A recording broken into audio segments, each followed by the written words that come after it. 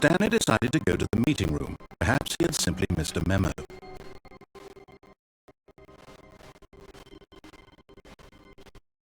When Stanley came to assess the open doors, he entered the door on his left.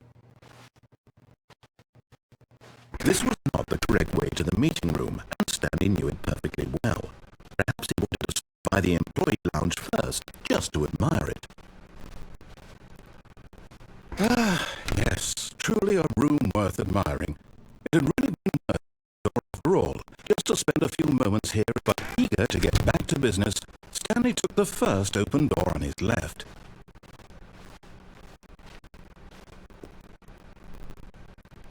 Stanley was so bad at following directions, it's incredible he wasn't fired years ago.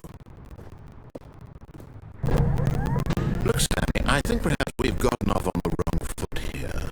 I'm not your enemy, really, I'm not. I realize that investing your trust in someone else can be difficult, but the fact is that the story has been about nothing but you all this time. There's someone you've been neglecting, Stanley. Someone you've forgotten about. Please, stop trying to make every decision by yourself. Now, I'm not asking for me, I'm asking for her. This is it, Stanley. Your chance to redeem yourself. To put your work back into your life. She's been waiting.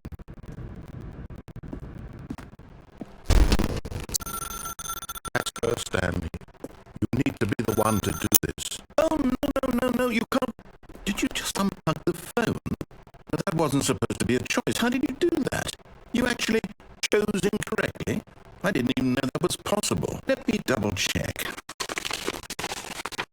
No, it's definitely here, clear as day. Stanley picks up the phone. He's taken to his apartment where he finds his wife, and the two pledge themselves to one another. Music comes in, fade to white, roll credits. Not picking up the phone is somehow an incorrect course of action. How is that even possible? None of these decisions were supposed to mean anything. I don't understand. How on earth are you making meaningful choices? What did you... Wait a second. Did I just see... No, that's not possible. I can't believe it. How had I not noticed it sooner? You're not Stanley. You're a real person.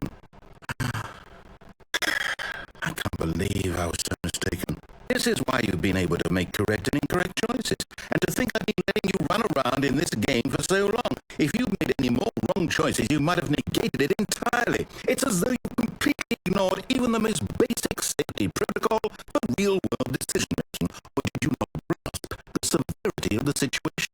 Well, you had that risk on my watch. I'm going to stop the game for a moment so we can educate you properly on safe decision-making in the real world. Please observe this helpful instructional video.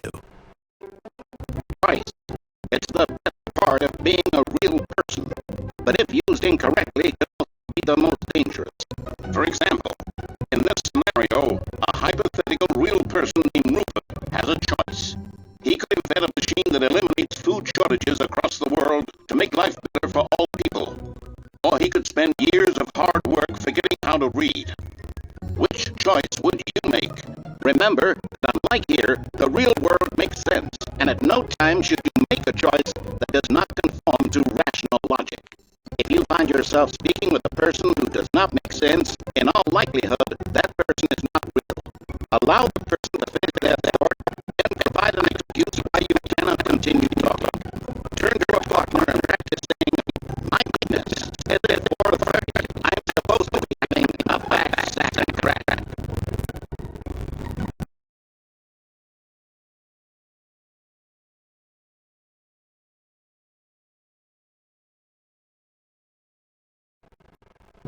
Excellent.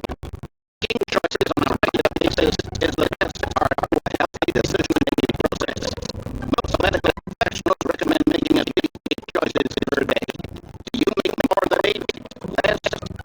And finally, if you begin to wonder if your choices are actually meaningful and whether you'll ever make a significant contribution to the world, just remember that in the vast infiniteness of space, your thoughts and problems are materially insignificant, and the feeling should subside. At this time, your instructor will guide you in an exercise to test and reinforce the material covered in this video.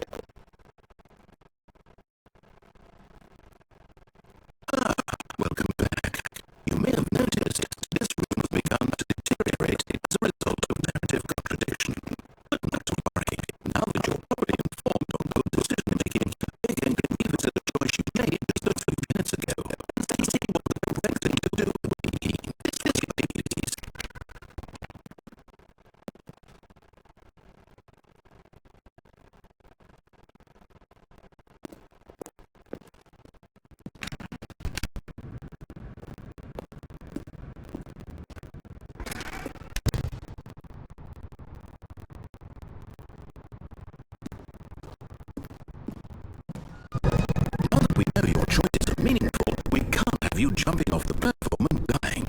Imagine the main character dying senselessly halfway through the story. That story would make no sense at all. We just need to get you home as soon as possible before the narrative contradiction gets any worse. Unfortunately, it seems this place is not well equipped to deal with reality.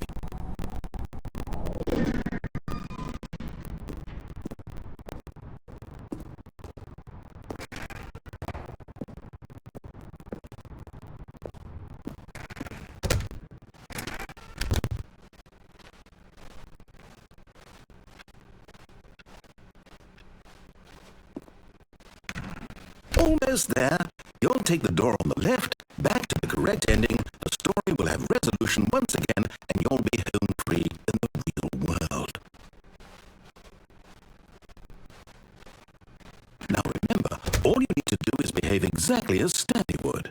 That means choosing responsibly and always putting the story first. I'm quite sure you'll be up to the task. Just follow my lead and you'll be fine. All right. When Stanley came to a set of 2 open doors, he entered the door on his left.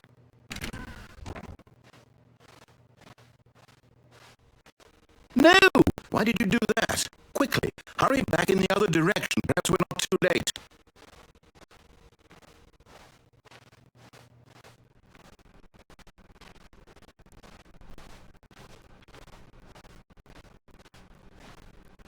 Oh, it's ruined. I can't believe, after everything we talked about, that my story, you've destroyed my work. Why? For what? What did you get out of that? What did you think was so special about seeing the game undone, left here like so much garbage? It's worthless now. And what am I supposed to do? Even if there were a way to continue to be worth it? Know that my story is now incorrect. How can I go back to that? I can't erase that knowledge. I'll have to live with it forever. Reliving its impossibility forever. I couldn't live that way. Is it better to shut the game down entirely? To willingly destroy all my work? I don't know. What's the answer? What do I do? What do I do? What do I... No, I have to. I have to shut the game down. I have to. I have to.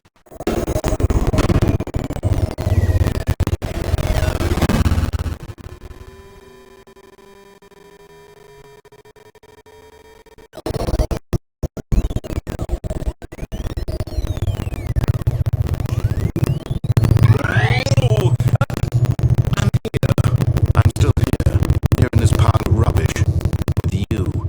You, who thought you were so clever. Now look where we are. My entire game is destroyed. It was the only thing in the world that was mine, and you've run it into the ground. What, did you think that would be funny? You just had to see? Didn't I impress upon you how important it was to be like Stanley? He actually knows how to do what I tell him to. He understands that if I say to do something, there's a damn good reason for it. That thought hadn't even occurred to you, had it? That there's a world outside of you? You're a child. Oh, my story. If you'd just gone through the door on the left, you would have seen it. There was a whole underground facility.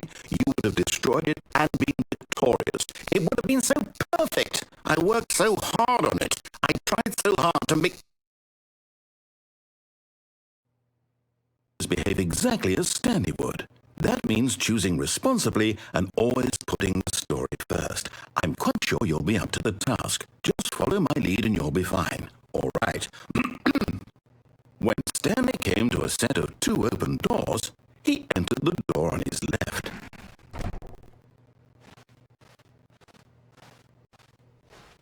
No! Why did you do that? Quickly, hurry back. Behave exactly as Stanley would. That means choosing responsibly and always putting the story first. I'm quite sure you'll be up to the task. Just follow my lead and you'll be fine. All right. When Stanley came to a set of 2 open doors, he entered the door on his left.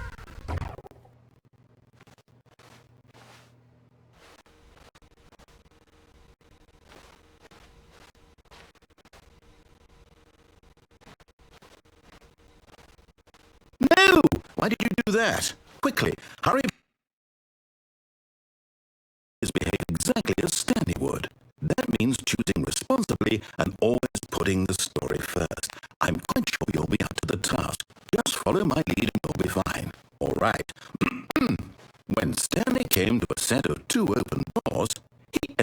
door on his left.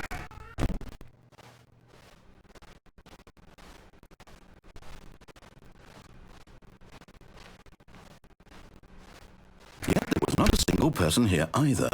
Feeling a wave of disbelief, Stanley decided to go up to his boss's office, hoping he might find an answer there.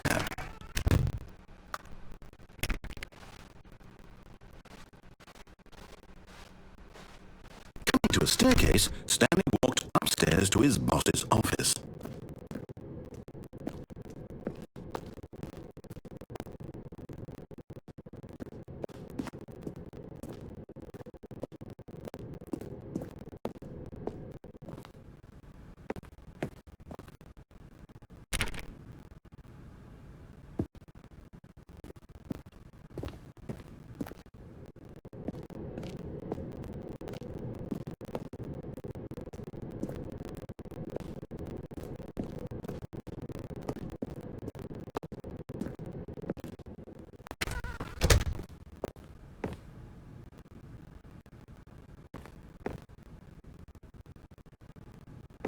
Stepping inside his manager's office, Stanley was once again stunned to discover not an indication of any human life.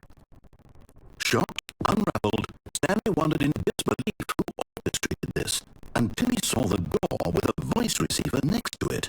Surely behind this door lay all the answers to his questions, and beyond all probability, he knew the passcode. He had seen it on his boss's computer just last week. Nightshark 115. Was this the code to open the door? Would it still work? There was only one way to find out. Stanley had been trained never to speak up, but now he would draw from within himself the courage to face the unknown. He drew a sharp breath and then spoke the code.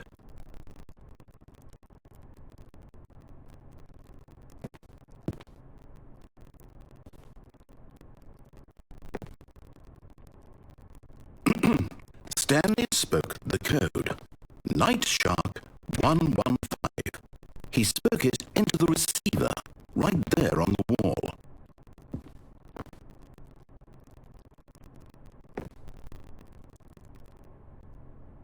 I'm sorry, is there a problem? You didn't mishear me, did you? Please speak the code into the receiver. Otherwise we can't get on with the story. This is a crucial step.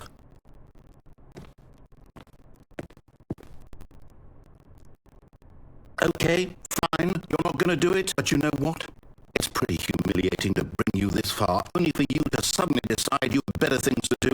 I asked you for this one single thing, for your respect. The kind of respect Stanley shows for his choices. He knows what it means to take a story seriously. If you didn't want to see what I had to show you, then why did you come here? You had a choice, you know. You could have gone through the door on the right. You could have done whatever the hell you wanted over there. Why did you come this way? Speak. Say something to me. Explain yourself, you coward. You...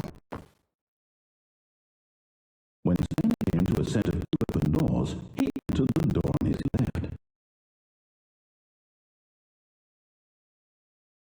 Stanley? Hello? Is everything okay? Stanley, please. I need you to make a choice. I need you to walk through the door. Are you listening to me? Can you hear me? Is everything all right? Stanley, this is important. The story needs you. It needs you to make a decision. It cannot exist without you. Do you understand me? Whatever choice you make is just fine. They're both correct. You cannot be wrong here. We can work together. I'll accept whatever you do. I simply need you to take that step forward, please. Choose. Do something. Anything. This is more important than you can ever know. I need this. The story needs it. So, you hear me? Are you there? Are you listening to this? Stanley, are you there? Okay. It's okay, I can wait. You need time to decide. Time to make sure your choice is correct. That is the best choice. That's all right. I'll wait for you to decide.